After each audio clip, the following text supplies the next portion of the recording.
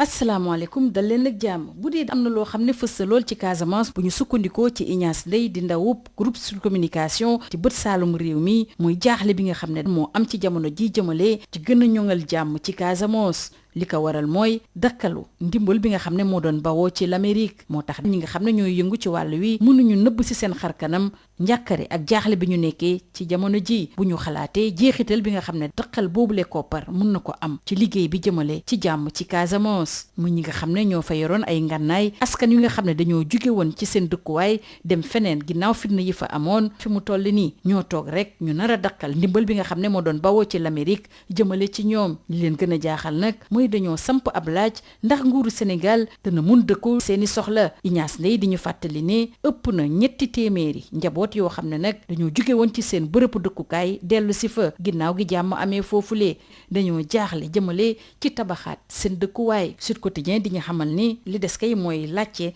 ndax plan bi ñu duppee Jomaay ngir sukkali Casamance dana mun a dëkku bu baax a baax soxla doomi Casamance yi ñu des ak président Bassirou Diomaye Faye ak premier ministre am Ousmane Sonko ñoom ñaan ñëpp ñu bokk ci parti Pastef ak waa L'Enquête ñu ñee xamal ne nag fi mu toll nii daal suñu réew parti Pastef dañu jàkkaarloog ak kujje goo xam ne taxu koo am doole donte nag ñenn ci ñoom dañuy génn di xarab saa su ne ñi nga xam ne ñoo faree ci nguur gi li tax waa L'Enquête wax loolu lay mooy kujje gi fi mu toll nii ab xaajaloo bu taratar ak xëccoo lañ ci nemmeeku moo tax amaguñu doole ga war ngir mën a dëkku jàkkaarloog ñi nga xam ne ñoo nekk ci bopp réew mi donte nag yàggul dara teg nañu fii kuréel bii di Front pour la défense de la démocratie te Khalifa Ababacar Sall nekk ci bopp ba waaye dañoo am ay jafe-jafe ngir mën a jàkkaarloog bu nu mu waree régime Pastef bi lee ñu des ak kujje gi jóge ci L'Enquête jàll ci Le Soleil ndax ñoom nag ñi leen soxal ci kujje gi mooy parti bii di APR ñi ngi xamal ne député bii di Djimou Souaré dafa soññ partem boobule ñu fexe ba gën a taxawaat jëmale ci seen ëllëg ci langue politique bi wa ilaa rek mu soppi doxalin wala rek nërmeelu ci géewu politique bi wooteeb député bii di Djimou Souaré nag jëmale ci gën a ñoŋal parti bii di APR ñi mu bokkal parti bi ànd nañ ci bu baax a baax bu ñu sukkandikoo ci Le Soleil bokk na ci Seydou Gueye ne APR lenn rek moo ko war fi mu toll nii ñu fexe ba dellu fa ñu nekkoon maanaam di gañewaat ci élection yi. ci jamono jooju nag Le Soleil di ñu xamal ne ci fukki dëkk ak benn yi nga xam ne ñoo bokk ci li ñu duppee Grande Muraille Verte Mauritanie rek mooy joxe ay cotisation saa su ne démb nag ni muy jiite réunion ministre réew yi nga xam ne ñoo bokk ci Grande Muraille Verte bi premier ministre Ousmane Sonko nangu na loolu lee te it xam na ne Sénégal ci ni mu gën a jàmpee dana fexe ba motal ay cotisation xibaar boobu it ñu koy yeggee mooy waa L'Info ak Le Quotidien ñaawlu na ko it bu baax a baax ci biir L'Info rawatina nag cotisation yi nga xam ne matlewul ci ay dëkk yu bëree bëri ñu des ak premier ministre Ousmane Sonko jàll ci leneen ak Le Quotidien ndax ñu ngi xamale jëmale ci séddale poste yi nga xam ne nag moo am ci kuréel gii di organisation pour la mise en valeur du fleuve Gambie ki fi nekkoon jëwriñ di Mansour Faye dal na ci moom bu baax a baax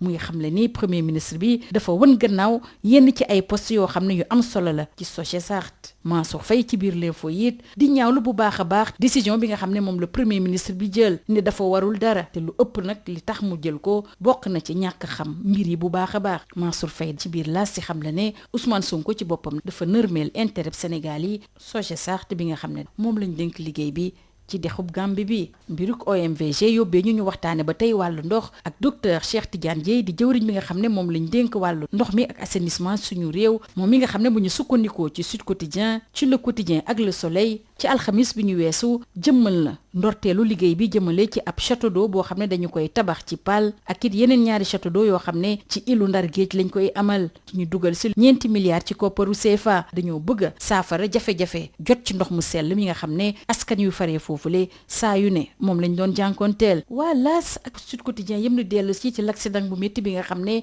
moo am ci Ila Touba bi ginnaaw gi benn 4x4 mbëkkante ak benn Allo Dakar bu dee waa L'As nag ñu ngi xam ne juróomi doomi aadama ñoo ci ñàkk seen bakkan waa Sud Quotidien nee nañ ñoom bilan bi toll na ci juróom benn doomi aadama yoo xam ne ñàkk nañ seen bakkan ñu waxtaane nag xaaj atum ren bile ndax mbir mi soxal na waa L'Info ak it waa Sud Quotidien ci jàkkaarloo mag taskatu xibaar yi démb Yacine Fall di jëwriñ bi ñu dénk wàllu biti réew xam la ne nag Sénégal ren kotaam toll na ci 12 000 pèlerin yu teg juróom-ñetti téeméer ak juróom-benn fukk waaye nag li ci yees mooy privé bi ci boppam moom dina si gis boppam bu baax a baax 51 ci pèlerin yépp ñoom ñoo leen war a yóbbu ci baytulaayi xaraam li yees si mbir mi nag te l'info di ñu ko yeggee ak waa Sud Quotidien mooy dinañ xoolaat bu baax a baax li nga xam ne moom lañ teg ci ndodd ñi nga xam ne ñooy privé yi war a yóbbu ujaaji fële ci Màkka fexe it ba bërëb yi nga xam ne fa la ñu war a mën a bindoo ñu yokk ko bu baax a baax toxal ko ci bërëb yi mu doon ne ak it gën a waajalaat bu baax a baax nekkinu ujaaj yi ci Arabie Saoudite ëttu yéeni kaay ñu xëyee ndool bu ci mel ni waa laas dellu si nag ci verdict jëmale ci bulet yi nga xam ne ki ñu duppee Alima Sipo moo ko doon jaay démb lañ tënk mbiram ci tribunal bu Pikine Guédiawaye moom Alima Fall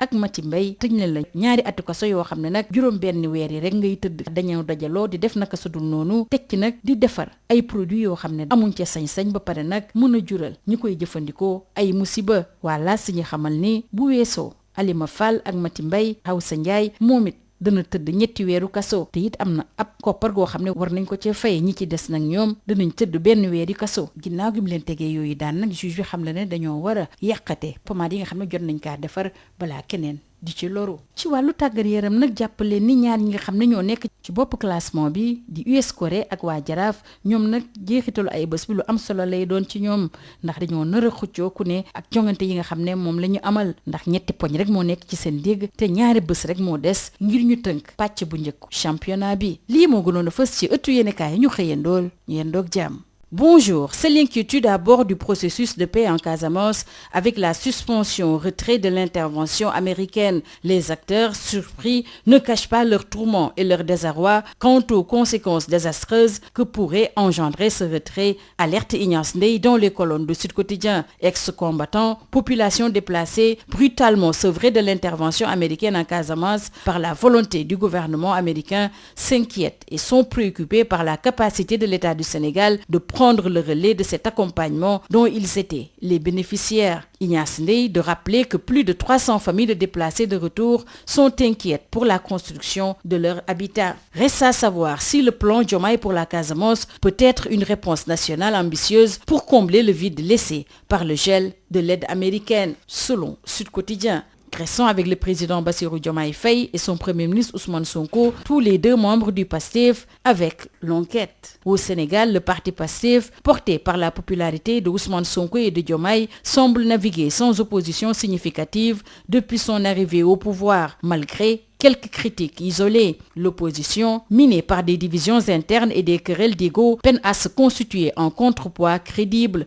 malgré la récente formation du Front pour la défense de la démocratie, conduite par Khalifa Sall. Elle peine à se réinventer et à proposer une alternative cohérente face à un régime PASTEF en pleine ascension. Son histoire récente est marquée par des scissions et des difficultés de leadership ajoutées à la complexité de la situation. Quant au Soleil, il s'intéresse au sort de l'APR. Face à l'affaiblissement des grands partis traditionnels, le député Djimo Souaré a invité à une refonte stratégique de l'Alliance pour la République afin de la revitaliser et d'assurer sa pérennité dans le paysage politique sénégalais. D'après nos confrères, cet appel est bien accueilli par ses camarades de parti dont Seydou Gueye, qui estiment que leur formation politique doit renouer avec sa tradition gagnante. Au moment où des 11 États membres de l'initiative de la Grande Muraille Verte, seule la Mauritanie est à jour en termes de cotisation. En présidant hier la réunion des ministres du projet panafricain, le Premier ministre Ousmane Sonko a admis cet état de fait et s'est engagé à régulariser la situation du Sénégal